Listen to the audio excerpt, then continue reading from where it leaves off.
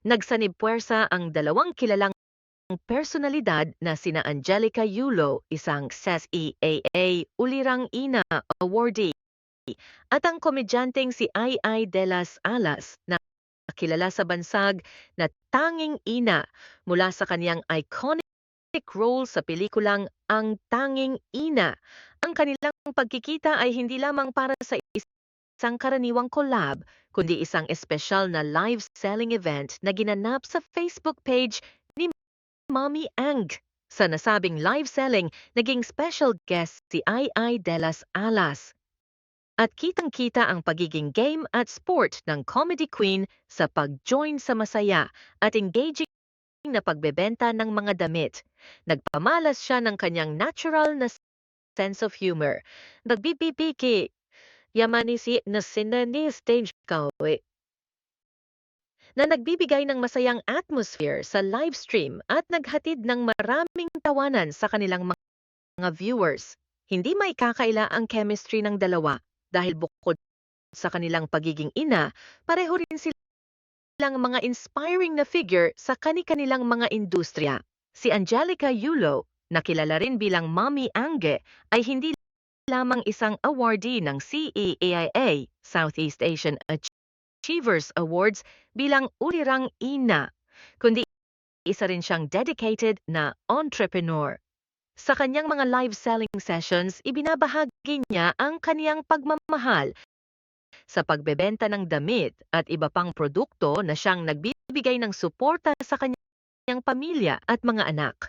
Sa pagkakataong ito, mas lalo pang naging espesyal ang event dahil sa presensya ni Ai na nagpakitang gilas sa pag-market ng mga items at nagdadag ng saya sa kanilang mga manonood. Habang nagpapatuloy ang live selling, makikita sa mga comments ng viewers na aliw sila sa tandem ng dalawa.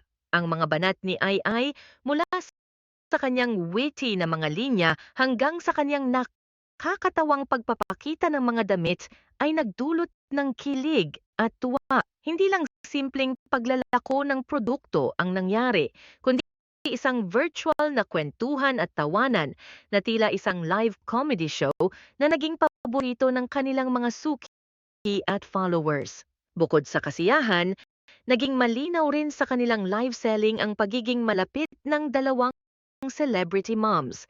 Pinuri ni Ai si Mommy Angge dahil sa kanyang kasipagan at determinasyon bilang ina at negosyante. Sa kabila ng pagiging isang awardee, nananatiling humble si Angelica at mas piniling gamitin ang kanyang platform pang makapagbigay ng saya at inspirasyon sa kanyang audience. Ang kolaborasyong ito ni na Angelica Yulo at Ai de las Alas ay isang patunay ng lakas ng samahan ng mga Pilipinang ina na handang magtulungan at magbigay ng suporta sa isa't isa. Sa pamamagitan ng kanilang pagkakaibigan at pagtutulungan, nagawa nilang magdala ng ngiti sa maraming Pilipino habang ipinapakita rin ang kahalagahan ng sipag, tiyaga at pagpapakatao. Ang event na ito ay hindi lang basta-basta isang live selling session, kundi isang inspirasyon na maging matagumpay sa buhay habang nagtataguyod ng masayang pamilya at karera. Talagang nag-uumapaw ang suporta at pagmamahal mula sa kanilang mga followers at walang duda na magiging mas makulay at masaya pa ang mga susunod na ni Ang, lalo na't kasama niya ang mga katulad ni Ai na laging handang magbigay ng saya at aliw sa kahit anong pagkakataon. Sa kabila ng pagiging kilala bilang isa sa mga pinakamabait at pinakapalakaibigang celebrity sa industriya, tila lumalabas na mas malapit ang loob ni Ai de las Alas kay Angelica Yulo kumpara kay Chloe San Jose. Bagaman walang direktang pahayag si Ai laban kay Chloe, maraming mga netizen ang napansin na mas binibigyan ng atensyon at suporta ni Ai si Angelica, lalo na sa kanilang mga recent na collaborations tulad ng kanilang viral live selling session. Si Angelica Yulo, na kilala bilang isang ulirang ina at si EEO awardee ay matagal ng kaibigan ni Ai. Dahil dito, tila mas kampi si Ai kay Angelica na naging sentro ng kanyang suporta at encouragement. Sa kabila ng ilang mga issue at konting intriga sa social media, marami ang nagsasabing napakaganda ng samahan ng dalawa at ipinakita ito ng komedyante sa mga pagkakataong nagkasama sila, gaya ng nabang na live selling na puno ng tawanan at saya, mula sa kanilang pagiging ina hanggang sa pagiging hands-on sa kanilang mga pamilya at negosyo. Masasabing marami silang pagkakapareho na maaaring naging dahilan ng mas malalim na koneksyon. Samantala, para kay Chloe San Jose, isang talentadong batang host at rising star, tila hindi pa nararamdaman ang parehong level ng suporta mula kay Ai. Bagaman hindi naman ito nangangahulugang may direktang issue sa pagitan nila, napansin ng ilang tagahanga na hindi gaanong nababanggit o napapansin ni Ai si Chloe na kasalukuyang umaangat ang pangalan sa showbiz.